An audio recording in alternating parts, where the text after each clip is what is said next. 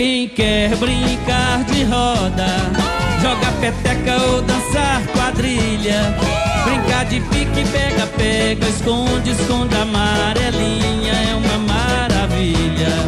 Brincar de pique, pega, pega, esconde, esconde, amarelinha é uma maravilha.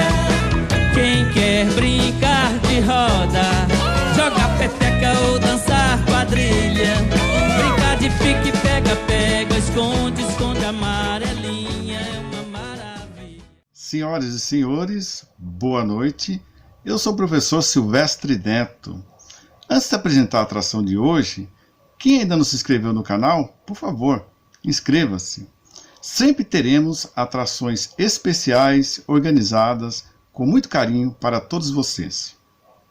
O Grupo de Cultura da FATEC Itaquera apresenta, com grande entusiasmo e satisfação, a palestra intitulada Eu Brinco, Tu Brincas, Nós Brincamos.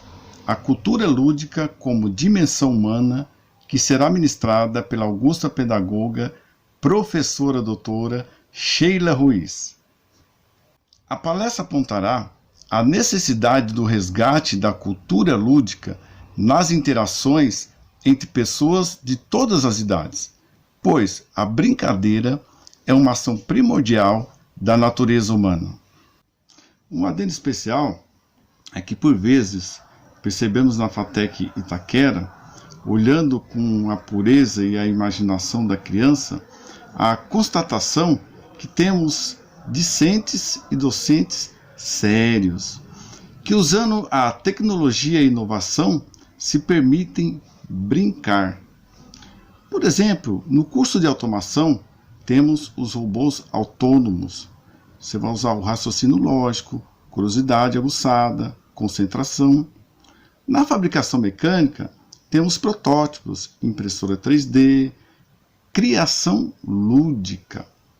Na manutenção mecânica temos as desmontagens e montagens, por exemplo, de máquinas operatrizes em miniaturas, a construção do conhecimento. Na mecânica soldagem temos esculturas, muita criatividade, arte pura. Nos projetos integradores, teve um projeto muito bacana, muito divertido, que foi o robô Sumô.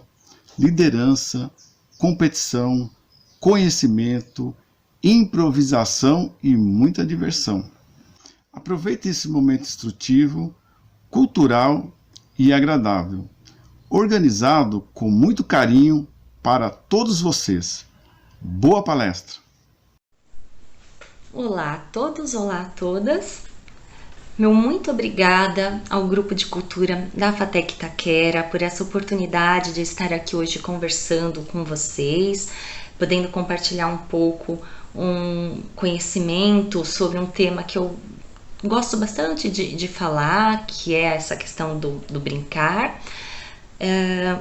Um agradecimento mais do que especial e muito carinhoso ao professor Sidney Leal, que é o meu marido e que fez o convite para eu estar aqui hoje nessa primeira apresentação de 2022.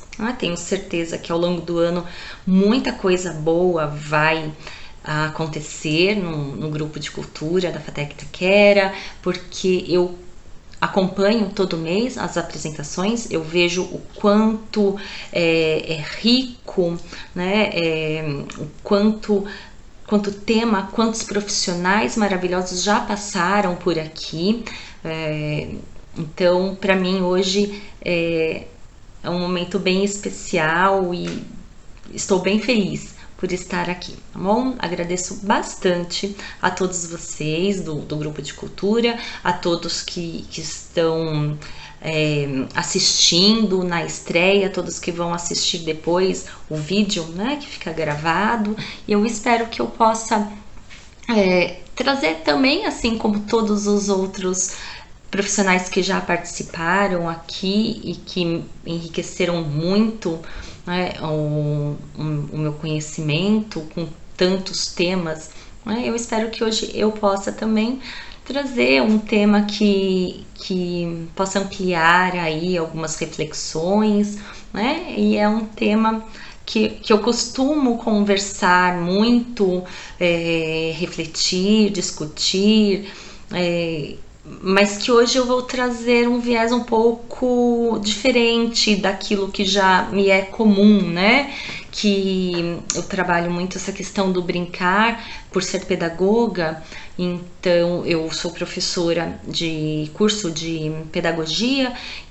Na formação das minhas alunas e dos meus alunos, nós estamos sempre podendo falar sobre a importância, e isso eu costumo até dizer, é até senso comum, né? Apesar de todos os problemas que nós temos ainda relacionado a isso, mas já é até senso comum falar da importância do brincar para a criança. Então não tem quem conteste essa afirmação de que o brincar na infância, de que a criança precisa brincar, né? Ninguém contesta mais, apesar de nós sabermos que mesmo a criança hoje passa aí por questões sociais e culturais que limitam as brincadeiras, não é? Essa é uma outra questão que não vai dar para a gente discutir aqui, mas esse tema, essas discussões, claro, de uma maneira mais saindo do senso comum e trazendo teorias e trazendo teóricos. Aí eu sempre discuto essa questão com as minhas alunas e meus alunos, em formação na pedagogia, mas hoje eu vou falar com vocês aqui sobre não a importância da brincadeira para a criança ou a importância da brincadeira, da ludicidade na formação do educador, que eu também costumo trabalhar, né, com essa temática, mas na formação humana, né, de forma geral. Então essa vai ser a nossa conversa, sem eu ficar trazendo grandes teorias, né, a respeito do brincar. Não é essa a minha intenção, mas é apenas uma reflexão sobre o quanto o brincar não é algo específico, exclusivo do universo infantil, mas sim do humano, das relações humanas, da formação humana, né? Então é essa conversa que eu vou trazer um pouco para vocês, como que o brincar deixou de ser considerado uma atividade humana, né? Aqui a questão da ludicidade, dos jogos, das brincadeiras, deixa de ser uma ação, uma atividade humana para ser considerada apenas uma atividade que faz parte do universo da criança, né? Uma atividade infantil. E para que, né, essa conversa? Para que a gente resgate aí um pouco essa importância de que todos nós precisamos brincar, todos nós precisamos da alegria e do prazer das atividades lúdicas, não apenas a criança. Então é esta a minha intenção na nossa conversa de hoje. Bem, nessas primeiras palavras aqui, introdutórias, eu já acabei falando alguns termos que são muito comuns dentro dessa temática, né? Eu já falei de jogo, brincadeira, ludicidade, brincar, e esses termos podem trazer algumas confusões, né? Se a gente ficar preso à ideia de que qual a diferença entre eles. Então, assim, desde já eu quero dizer que eu não vou ficar muito preocupada em relação a isso nessa nossa conversa, porque não há um consenso, existe mesmo toda uma discussão a respeito do que se é diferente, né? Qual a relação entre esses termos, né? Se são sinônimos, se não são. Então eu não vou ficar muito preocupada, né, em qual o termo certo que eu vou utilizar, porque eles se confundem realmente, né? Muitas vezes eles aparecem como sinônimos, outras vezes não. Existe toda uma discussão por trás dessa questão que não é a nossa intenção aqui hoje, ok? Mas só para a gente começar aqui, né, essa conversa, então já deixo claro que não existe um consenso, né, sobre essas questões, do significado dessas terminologias. Existe, na verdade, uma diversidade grande de significados para cada um desses termos, certo? Muitas vezes eles acabam sendo tratados aí nos discursos ou nos textos, na literatura, né, como sinônimos. Outras vezes eles aparecem como conceitos distintos, ok? Só que assim, em nossa cultura, nós costumamos fazer uma distinção que é até simples entre jogo e brincadeira, né? Qual é essa distinção? O jogo costuma ser entendido como uma atividade lúdica, já eu falo então do significado de lúdico, de ludicidade, né? Mas o jogo acaba sendo compreendido como uma atividade lúdica com regras pré-definidas, né? Uma atividade que requer habilidades específicas daqueles que participam, né? Havendo pouca possibilidade de mudança e de flexibilização das regras, certo? Já brincadeiras, né, elas são entendidas como atividades que também envolvem certas regras, né, mas são regras que são implícitas à própria brincadeira, mas que permite uma grande flexibilização das ações espontâneas daqueles que brincam, daqueles que participam da brincadeira. Na verdade, essas regras muitas vezes são construídas no próprio momento da brincadeira. Então, vamos lá, exemplificando, um jogo Uno, é um jogo, ele já tem toda uma regra pré-estabelecida que quem vai participar desta brincadeira, dessa atividade, tem que conhecer. Né? Tem que conhecer todas essas regras e são regras rígidas, não dá para eu invento uma regra no momento da brincadeira, o outro inventa outra regra. Já a brincadeira, quando eu digo que ela envolve também certas regras, é porque, por exemplo, se nós vamos brincar de casinha, né, onde vamos ter um participante que vai ser a mãe, outro participante que vai ser o pai, outro participante que vai ser a criança, existe uma regra, né, até mesmo de comportamento. Quem vai ser o filhinho tem que participar dessa brincadeira com certas ações que vão denotar que ele é o filhinho, né? Quem vai ser a mãe vai participar dessa brincadeira com certas ações e falas, né, que vão denotar que ela é a mãe, né? Quem faz o papel da mãe na brincadeira não vai chorar e pedir mamadeira, certo? Então existem regras, é claro, mas essas regras são muito mais flexíveis, são construídas também no momento do brincar, né? Então, basicamente, na nossa cultura, é assim que nós diferenciamos o jogo da brincadeira. Se a gente for pegar aí na literatura mesmo, na área da pedagogia, da psicologia, né, nós vamos ver que a coisa acaba se confundindo um pouco, porque as traduções que existem de textos de, por exemplo, Piaget, Vallon, que falam sobre a questão do jogo, né, na infância, no desenvolvimento e na aprendizagem infantil, esses textos são traduzidos sempre como jogo. E aí, por exemplo, um dos tipos de jogo que o Piaget, por exemplo, fala é o jogo simbólico. E o que é o jogo simbólico? O jogo simbólico, na verdade, é aquilo que nós chamamos de brincadeira, da brincadeira de faz de conta, da brincadeira de representação.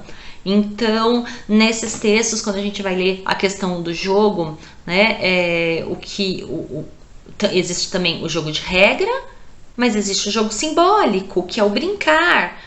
Então, a gente percebe que existe aí uma variedade de significados a respeito desses conceitos, ok? Se a gente vai lá para o dicionário da língua portuguesa, pegar, por exemplo, o Michaelis Online, né? Se a gente coloca lá o termo jogo, faz uma busca, não é? Jogo, essa palavrinha, escreve lá jogo, o que significa, né? No dicionário Michaelis, nós vamos ver que vai aparecer 25 definições para o termo jogo, 9 definições para brincadeira. Se você colocar lá ludicidade, não aparece nenhum resultado.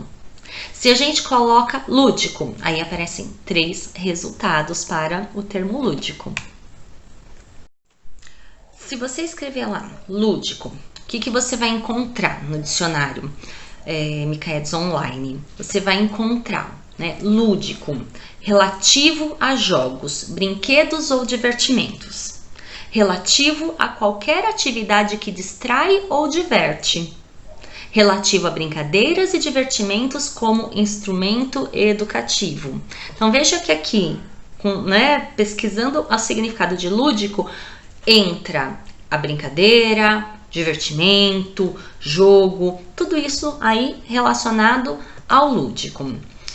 Quando a gente pesquisa, né, o significado de jogo, que tem lá 20 e tantos, 25, né, significados, o que a gente encontra lá? Né? A gente encontra jogo, qualquer atividade recreativa que tem por finalidade entreter, divertir ou distrair. Brincadeira, entretenimento, folguedo. Então, aqui a gente vê que entra a questão de qualquer atividade recreativa que pode entreter, divertir ou distrair. Né? Aqui a gente vê também brincadeira como sinônimo de jogo, né? Entretenimento. Outro significado de jogo que aparece quando a gente busca, né, lá nesse dicionário é divertimento ou exercício de criança em que elas demonstram sua habilidade, destreza ou astúcia. E aí a gente vê vários outros significados, né, da palavrinha jogo. Quando a gente procura brincadeira, nós vamos encontrar lá, dentre, né, os significados que aparecem, ato ou efeito de brincar, divertimento, em particular entre crianças, brinco, entretenimento, recreação, recreio. Veja que aí já começa a aparecer outros termos. Recreação, recreio, né? Então, associação de vários termos aí, né, que a gente começa a pensar, será que é sinônimo, será que não é, né?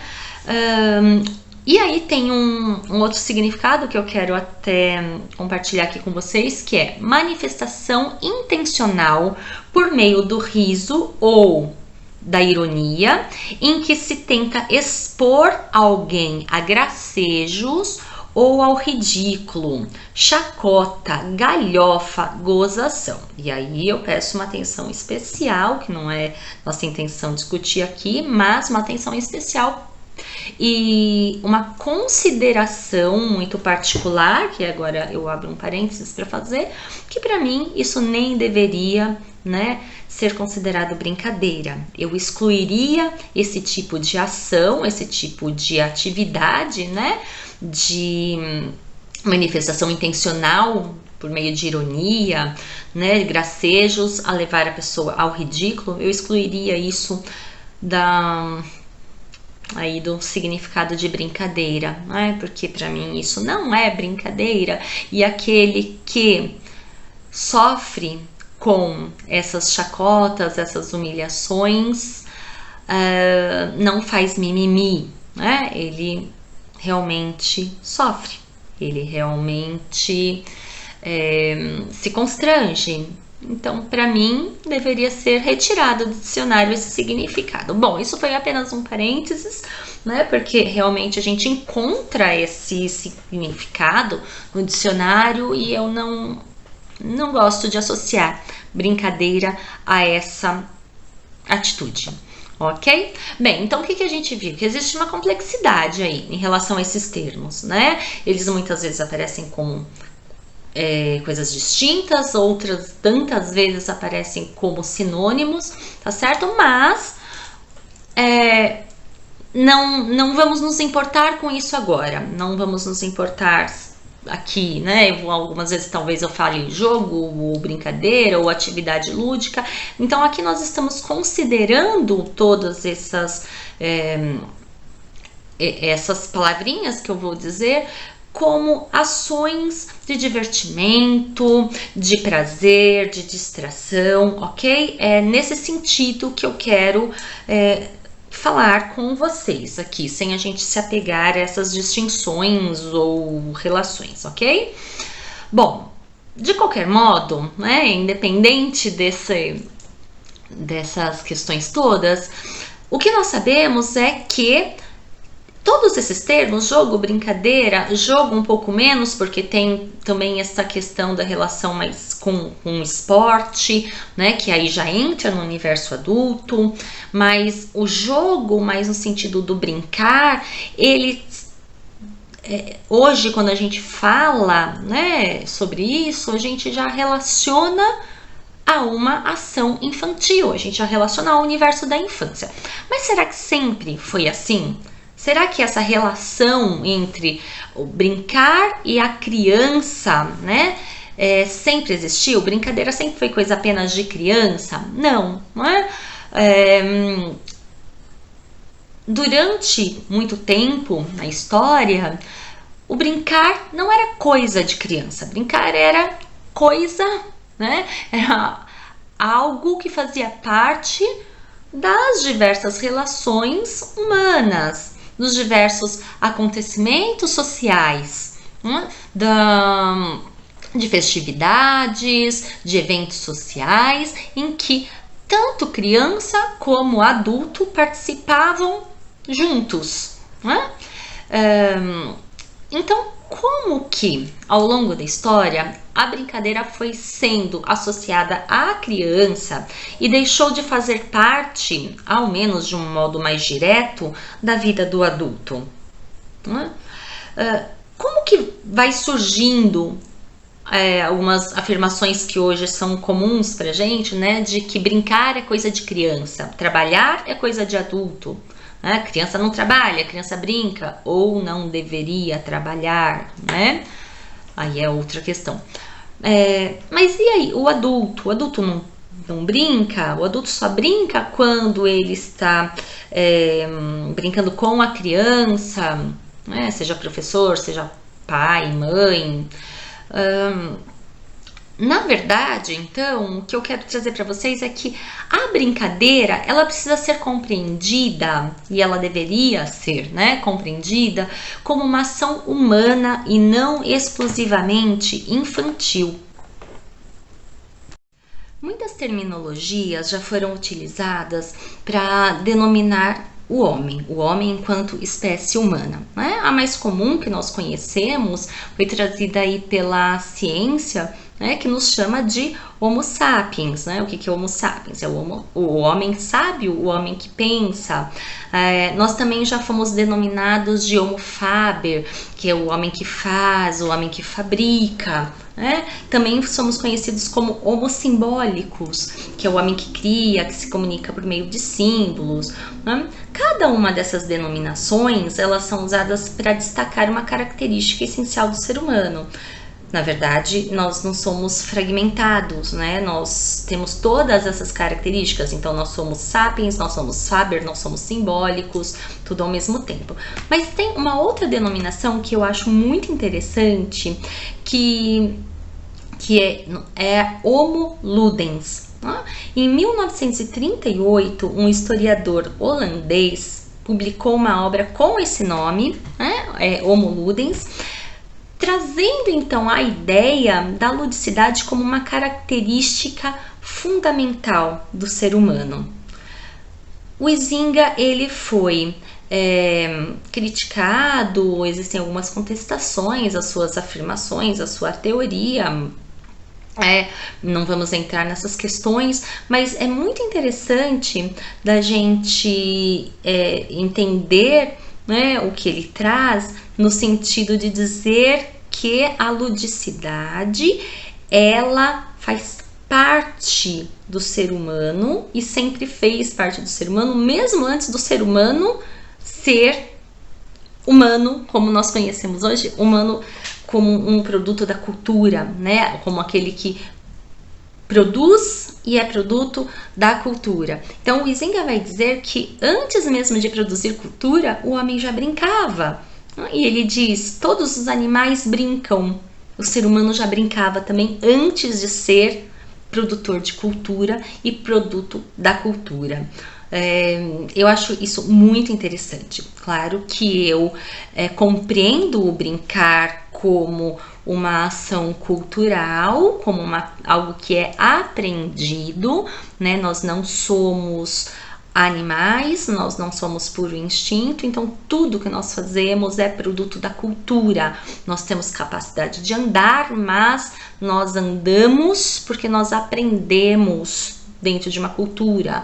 Nós comemos de formas diferentes, cada cultura come e utiliza utensílios próprios daquela cultura, e para isso essa ação do comer, né, é aprendida. Então o brincar também ele é aprendido, a gente aprende a brincar, então o brincar ele é cultural, mas é bem interessante, e principalmente esse termo, né, utilizado por Huizinga, homo ludens, para designar uma característica muito importante do ser humano, que é o da ludicidade, né? E não é apenas a criança, né? Não estamos dizendo que isso é uma característica apenas da criança, certo? Então o que o Huizinga traz pra gente aí, tantos outros teóricos vão dizer, né, é que o brincar ele é essência humana como um todo, né, em qualquer fase da vida. Bom, então vamos lá. Para muito além, né, dessa questão do lúdico anteceder a própria cultura, né, o que o Huizinga afirma aí, né, nós sabemos que o ser humano ele é um ser cultural, ele é produto e é produtor da cultura, né, e então a brincadeira não pode deixar de ser compreendida também como uma produção cultural, certo? E como uma produção cultural, a brincadeira ela é aprendida, ela tem que ser ensinada, tem que ser aprendida. Ela adquire característica de cada sociedade, de cada cultura, tá?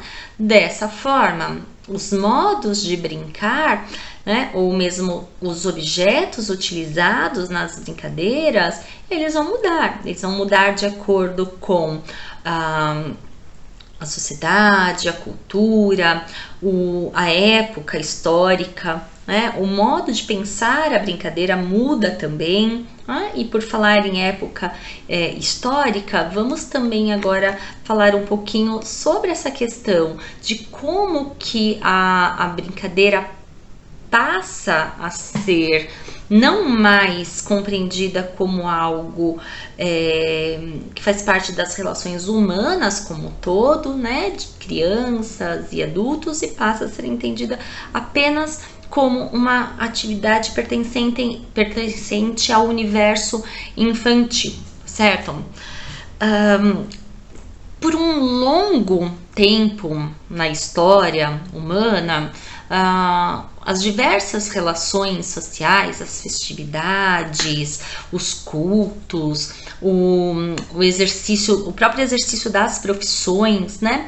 Eles misturavam adultos e crianças e jovens de todas as idades, né? Então eram aí situações em que crianças, jovens e adultos estavam juntos, desenvolvendo certas atividades. Não existia essa separação, não, isso é coisa de criança, isso é coisa de adulto, ok?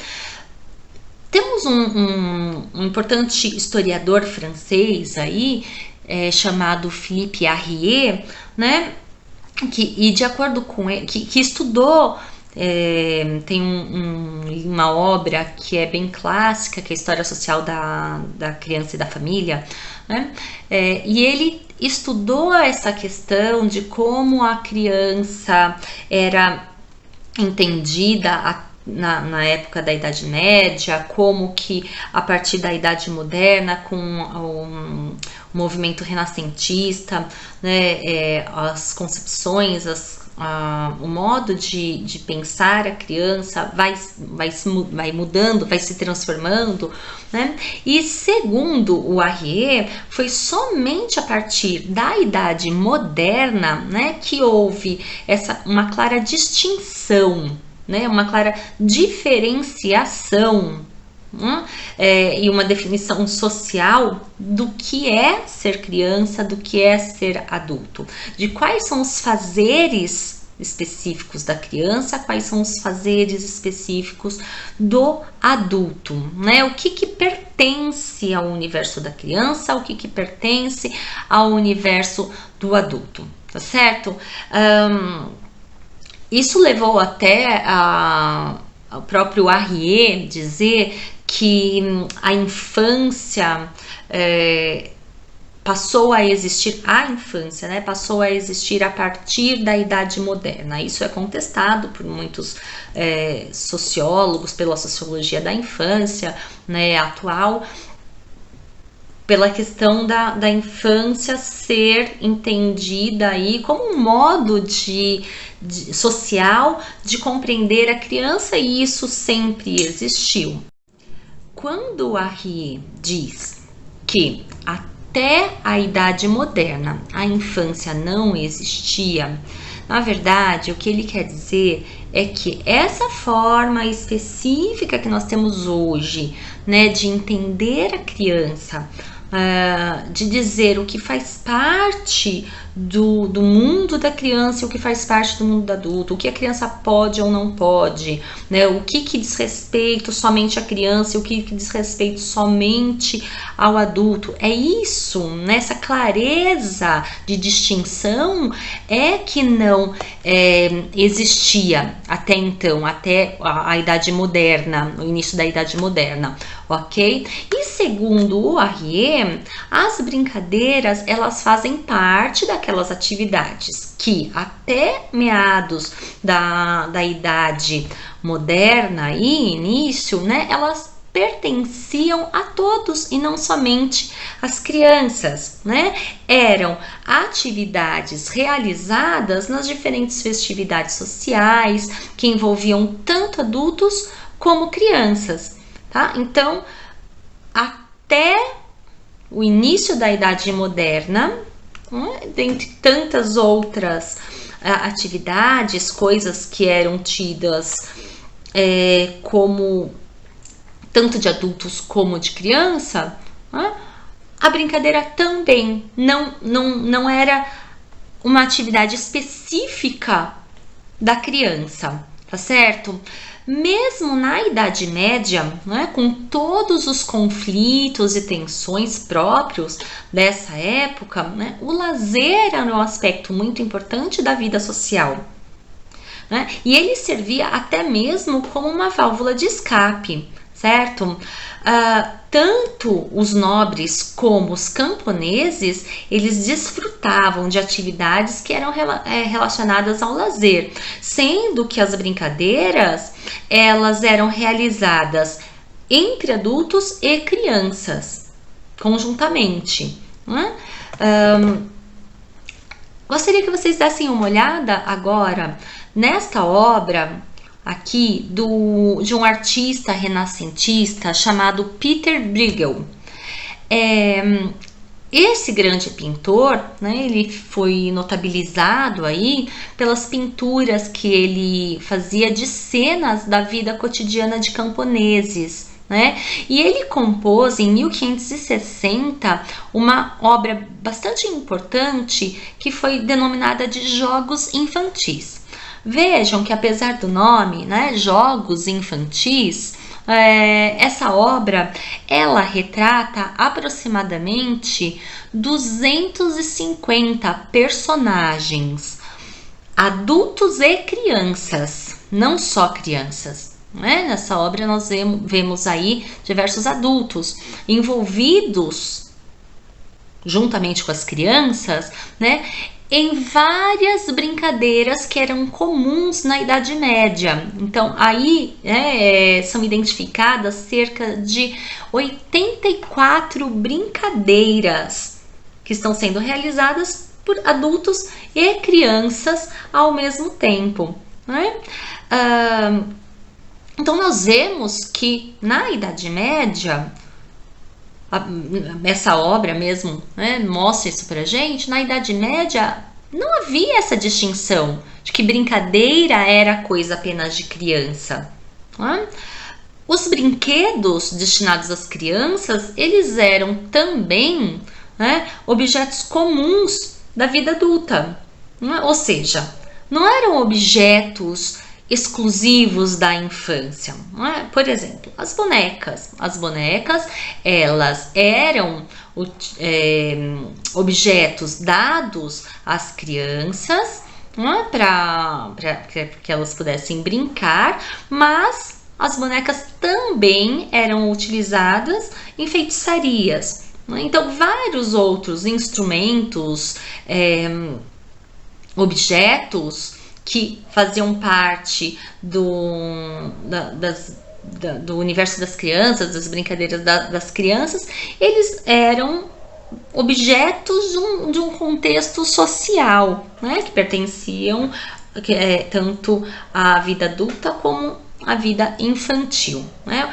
O brinquedo, então, ele era um objeto de uso coletivo e distinto, utilizado de diversas maneiras, mas era também utilizado já então, né, como instrumento para transmitir à criança os modos e os costumes sociais, tá? Porém, algo interessante da gente notar é que mesmo durante a Idade Média, os jogos, eles já são, de certa forma, reprovados. Alguns tipos de jogos eram, sobretudo pela igreja, né, eles eram vistos como coisas negativas, coisas ruins, né, que não deviam ser praticados, né, e até mesmo a escola, por influência do cristianismo, não permitia, né, o uso dos jogos, por conta dessa crença de que o jogo era algo ruim, né? Existia a ideia, né, de que os jogos de azar, eles eram imorais. Existia a ideia de que os jogos de salão, eles eram indecentes, né, que os jogos esportivos eram brutos e levavam à violência. Então, mesmo na Idade Média, então, existia já uma questão de um olhar negativo relacionado aos jogos. E por isso, né, já aí no final da Idade Média, muitos jogos vão sendo abandonados pela nobreza adulta, pelos nobres adultos, não é? Ficando então reservados, não é? Esses jogos, certas brincadeiras começam a ficar reservadas aí às crianças e aos plebeus e aos plebeus, né? Tanto adultos como crianças, certo? Então a nobreza acaba já fazendo essa distinção por conta de uma negatividade relacionada à questão dos jogos, né? Um olhar negativo, uma interpretação negativa dos jogos, então isso passa a ser entendido como algo que não deve ser realizado por adultos decentes, e então jogo, brincadeira, alguns certos tipos passam a ser compreendidos como algo de criança, né? E os plebeus, né, que continuavam aí tendo práticas sociais que envolviam as brincadeiras relacionando adultos e crianças, tá? Com o passar do tempo, os jogos que antes eram comuns, né, a todos, adultos e crianças, passam a fazer parte do repertório infantil e popular, certo? Já na Idade Moderna, nós tivemos aí uma conquista, que foi uma conquista importante, né, como eu havia falado agora há pouco, dessa compreensão do que faz parte do universo infantil, que faz parte do universo do adulto, né? E essa nova compreensão a respeito da criança, que é uma compreensão que a gente carrega até hoje, então a forma como a gente entende a criança hoje tem uma marca muito grande desse momento histórico do início da Idade Moderna, especificamente com o Renascimento, né? E essas novas concepções, né, que deram origem à concepção de infância que temos hoje, trouxe também a valorização da criança, a centralidade da criança, certo? E ao distinguir de maneira tão clara a criança do adulto, a modernidade também distinguiu suas funções, seus comportamentos, moralizou a infância e atribuiu à infância atividades relacionadas aos jogos e às brincadeiras. Dessa forma, foi-se então se estabelecendo uma relação direta entre as brincadeiras e a aprendizagem e o desenvolvimento da criança. E esse foi um ganho riquíssimo, né? Foi algo muito importante, até mesmo para a construção da pedagogia atual. Certo? Tivemos vários, a partir da Idade Moderna, tivemos vários aí grandes nomes que destacam a importância da brincadeira para a aprendizagem, para o desenvolvimento da criança, né? Rousseau, Froebel, Pestalozzi, Montessori, entre tantos outros. Então esse foi um lado muito positivo, né? A partir da Idade Moderna aí, de compreender a importância da brincadeira para a aprendizagem e o desenvolvimento da criança, já que a criança é diferente do adulto, né?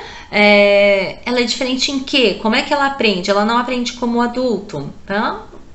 Ganha aí um destaque a questão da brincadeira como uma ação primordial e importantíssima para o desenvolvimento da criança. Isso foi um ponto super positivo. Porém, né, o ponto negativo foi que ao fazer essa diferenciação, então tira-se do fazer adulto a possibilidade do brincar, né? Ou mais especificamente, não a possibilidade em si, mas a importância do brincar. Então passa a ser compreendida, as atividades lúdicas passam a ser compreendidas como uma atividade importante para a criança, e distanciada do mundo do adulto. E para o adulto, isso trouxe uma implicação negativa, né? As atividades lúdicas se distanciam do universo do adulto. Então, esse é um ponto, né? Um ponto que foi essa distinção entre crianças e adultos, né? Mas por quê? Né? Vamos aprofundar um pouquinho essa questão. Né? Criança, então, passa a ser aí o foco das atenções e ganha um interesse especial nos nos estudos, né? Grandes teóricos, pesquisadores, educadores querem entender como é que ela pensa, como é que ela aprende, como ela se desenvolve e associam o brincar a essas questões todas, a ela. Mas por quê? Por que que então isso passa a ser apenas algo da criança e se distanciou do adulto? E nós temos aqui um outro fator, né, que também veio com a Idade Moderna, mais especificamente com as grandes transformações trazidas pela Idade Moderna relacionada à industrialização. Então, aqui nós temos um outro ponto que a gente vai entender melhor agora, que levou a esse distanciamento das atividades lúdicas ao universo adulto. Nos séculos 18 e 19, a Europa ela passa por um processo de grande transformação, né? Transformação nas relações sociais, transformação nos modos de vida, de comportamento dos homens, né? Tudo isso trazido por o quê? Pela Revolução Industrial. Né? A Revolução Industrial que então consolida o modelo de produção fabril, né? A Revolução Industrial que trouxe aí uma clara distinção entre jornada de trabalho e tempo livre, certo? Nós podemos dizer que esse fortalecimento do mercado consumidor que foi trazido pela Revolução Industrial, ele cria também algo que nós podemos chamar de consumo cultural. Né? O que é o consumo cultural? Certo? É o consumo da cultura. Né? Quando a sociedade capitalista industrial emergente, ela passa a consumir lazer, consumir arte, consumir esporte, né? E criando então hábitos culturais que vão demarcar, que vão distinguir um status social, né? Vai criar então a partir daí uma distinção social entre aqueles que podem, né, consumir a cultura e aqueles que não podem, né, entre ricos e pobres, né, os que podem consumir cultura e aqueles que não podem consumir cultura, certo? Enquanto isso, os plebeus que não podiam consumir cultura, eles tinham como momento de lazer, de diversão, os festivais e as feiras, né, que eram os momentos que eles tinham de encontro, de diversão, de prazer, né? Só que o modelo de trabalho capitalista vai o que? Pressionar os plebeus, trabalhadores cada vez mais a se distanciar do prazer da diversão. Né? Por quê? Porque o tempo de trabalho ele passa a se impor cada vez mais ao tempo livre, certo? As diversões populares elas passam a ser consideradas o que? Fonte de ociosidade, né? E a ociosidade, ela vai ser entendida como algo contrário, né? Algo negativo, por ser contrário à lógica do trabalho exaustivo, ok? Então, essa lógica do trabalho e da necessidade do trabalho ao pobre o distancia de poder desfrutar do ócio. Pobre não pode desfrutar do ócio, pobre tem que trabalhar, né? Então isso causa também um distanciamento aí dos plebeus em relação ao tempo de lazer, ao tempo da brincadeira, ao tempo da diversão, ok? Outra questão aqui bem interessante é que esses momentos, né, de lazer dos plebeus, de encontros, de festividades, passam também nesse momento a ser considerado algo perigoso. Por que algo perigoso? Porque eram nesses momentos que os plebeus se encontravam e tinham aí a possibilidade de conversar, de falar sobre aquilo que os incomodava no trabalho, né? Tendo então aí a possibilidade de refletir sobre as suas condições, certo? Então, pobre, plebeu, se juntando nesses momentos, nesses encontros, era visto com maus olhos, né? Porque poderia ser perigoso, né? Estarem juntos conversando e nessa conversa, nessa diversão, nesse tempo livre, poder falar sobre os problemas das suas condições de trabalho, né? Então, cada vez mais existia aí a necessidade de não dar, né, o ócio, não dar oportunidade de tempo livre, não permitir esses encontros, né, para os plebeus. Temos também uma outra questão aqui, né, que a gente vai ver, que é também a influência novamente da igreja, que passa também a se opor às diversões populares. Na Inglaterra, por exemplo, os metodistas, eles se empenharam a combater os divertimentos populares, argumentando que se a obrigação era considerada uma virtude suprema, o ócio deveria ser substituído pela prece e pela oração.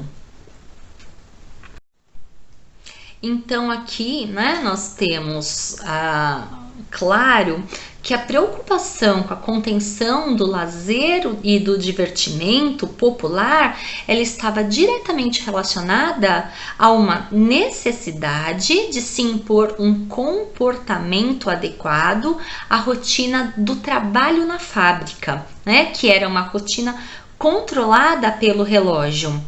Vocês devem conhecer aí um filme escrito, dirigido, protagonizado pelo Charlie Chaplin, né, que é o filme Tempos Modernos, certo? Que mostra essa dinâmica da sociedade moderna, né, trazida aí pela industrialização, né? Se vocês já assistiram ou tiverem a oportunidade de assistir novamente, vejam que o filme já começa, né, lá o início do filme já começa com uma imagem de um imenso relógio, né? Por que esse imenso relógio? Porque a rotina dos trabalhadores passa a ser controlada pelo relógio.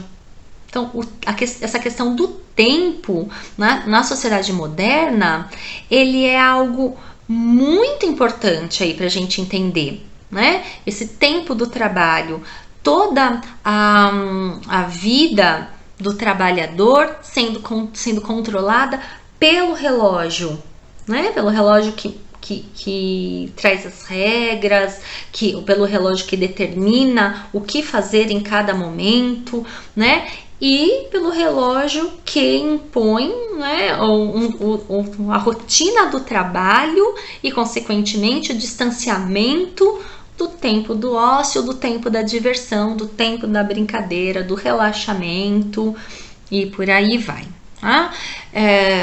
Para a questão mais pedagógica, né, para a pedagogia, então a gente sabe que a escola também se transforma nesse momento, porque a escola também passa a criar toda uma rotina estruturada dentro dessa lógica para preparar as crianças, futuras trabalhadoras aí, né, a incorporar esta rotina, a incorporar essa dinâmica do trabalho fabril. Então, a escola, ela também se estrutura nesse momento, com a rigidez do horário, com o sinal, né? Por que existem o sinal na escola, né? Toca o sinal, troca de aula, o sinal da entrada, o sinal da saída, né? A gente vê, voltando aí ao filme Tempos Modernos, né? Que tem toda essa questão do horário, né? Tocou o sinal, muda e tem hora certa para comer, tem hora certa para ir ao banheiro, né? Tem a vigilância do diretor, de um dirigente, e a escola também traz essa figura do diretor, né? Então a escola passa também aí, né, a se estruturar dentro dessa lógica para moldar o comportamento da criança desde cedo, da criança pobre desde cedo, para o disciplinamento necessário para o trabalho fabril. E nesse contexto, a gente também já pode trazer uma crítica que uma escola que vai se estruturando dessa forma, ela também vai aos poucos abdicando aí da importância da brincadeira, né? Vai ficando o brincar vai sendo relegado a um segundo plano, porque o que mais importa é essa modelagem do comportamento da criança. Nos dias atuais, nós temos marcas deste modo de vida, né, que nós vimos que foi sendo construído aí, né? Nós temos um modo de vida hoje que é totalmente guiado pelo trabalho e pelo relógio, e isso em todas as partes do mundo, né? Apesar disso, pelo menos nos discursos sociais, nós valorizamos a brincadeira no universo infantil. Eu falo nos discursos, porque na prática isso seria uma outra conversa, né? Na prática nós temos diversas complicações aí também, né, relacionadas à própria vida da criança, né, que desde muito cedo também acaba sendo guiada por essa lógica do trabalho, de praticamente nem ter tempo para brincar, né? Ou de crianças que ainda hoje, né, em pleno século XXI, trabalham e são responsáveis pelo sustento, pela ajuda no sustento da família, né? E que é um problema social seríssimo aí, ou crianças, por outro lado, que de famílias mais, né, com maior poder aquisitivo, de crianças que têm horário para tudo, tem balé, tem natação, tem isso, tem aquilo, e também acaba tendo uma rotina dessa vida que hoje nós chamamos de vida de adulto, controlada pelo relógio, né? Então, mas nos discursos a gente sabe, né, mesmo aí no senso comum, da importância da criança brincar, que a criança tem que brincar, né, que isso é importante para o seu desenvolvimento, para a sua formação, constituição, socialização e por aí vai. Só que para o adulto, parece que mesmo no discurso isso é até vergonhoso, chega a ser pecaminoso, né, o adulto ter tempo de ócio. Parece que quanto mais o adulto trabalha, quanto menos tempo ele tem para qualquer outra coisa, maior o status, né? Então nós temos aí, né, uma lógica meio estranha de que adulto tem que trabalhar o tempo todo, né? Não pode ter tempo livre, não pode trabalhar pouco e brincar muito, e passear muito, e se distrair muito, e se divertir muito, e não fazer nada, né? Optar por simplesmente não fazer nada, né? Não pode. Adulto, isso é feio, isso é coisa feia para o adulto, né? Tirando aí a questão de que realmente, né, nós precisamos trabalhar, nós precisamos, senão a gente não vive, né, nessa dinâmica de sociedade que nós temos, de economia, né? Mas hoje nós temos um pensamento, né, contagiado aí por essa questão de que o adulto tem que ser guiado pelo relógio, né? A vida do adulto tem que ser controlada pelo trabalho. E que ócio é coisa para preguiçoso, o ócio é coisa apenas de criança, o ócio não é algo bem visto, certo? Nós temos aí grandes pensamentos que são compartilhados culturalmente, né? O trabalho edifica o homem, tempo é dinheiro e o dinheiro é quem manda, né, na vida. Então são máximas que vão sendo construídas ao longo da história que distanciaram o homem do lazer, da brincadeira, da diversão, né? Só que, enquanto seres humanos que somos, nós estamos nos distanciando desse modo, né, de práticas significativamente importantes na nossa própria constituição, enquanto seres sensíveis, enquanto seres sociais, né? Eu encerro aqui essa apresentação após fazer essa, né, essa passagem aí, né, breve, muito breve, de como o brincar, que antes era atividade de pessoas de diferentes idades, né, passa a ser atividade apenas de criança, e o trabalho ser a atividade essencial adulta, né? Eu encerro aqui agora reforçando, na verdade, que as brincadeiras, as atividades lúdicas, quando eu falo brincadeiras, então eu não estou dizendo que adulto tem que brincar como criança, não é isso. As atividades lúdicas adultas são outras, podemos também brincar como ou com as crianças, isso também é muito saudável, isso é muito sadio. Porém, as atividades lúdicas do universo adulto, elas são infinitas, né? É tudo aquilo que traz aí o prazer, a diversão, que faz parte de um tempo livre em que eu escolho, né? Mesmo que eu goste do meu trabalho e eu me divirto no meu trabalho, para além disso, é sadio, é saudável, isso faz muito bem para o corpo, para a mente, para uma vida mental, social, saudável, né? Eu preciso, então, né, reconhecer que as atividades lúdicas, elas são necessárias na vida adulta, né? Elas intensificam laços sociais, elas intensificam laços afetivos, né?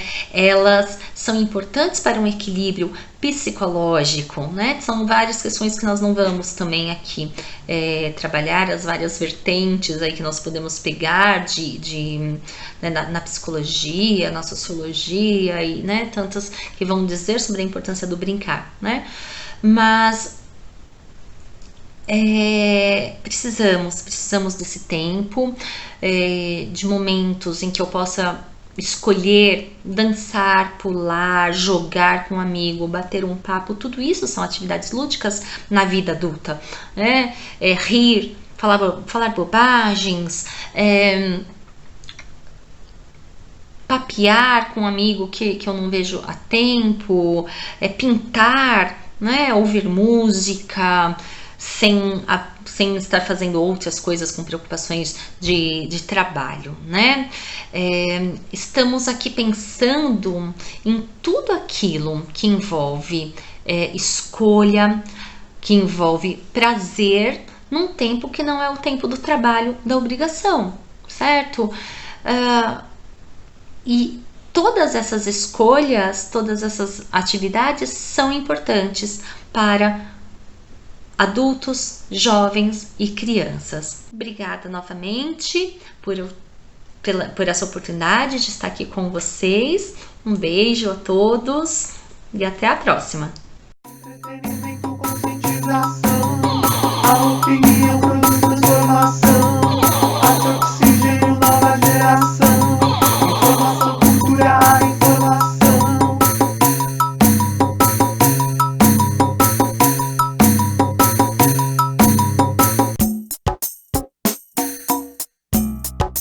Grupo de cultura.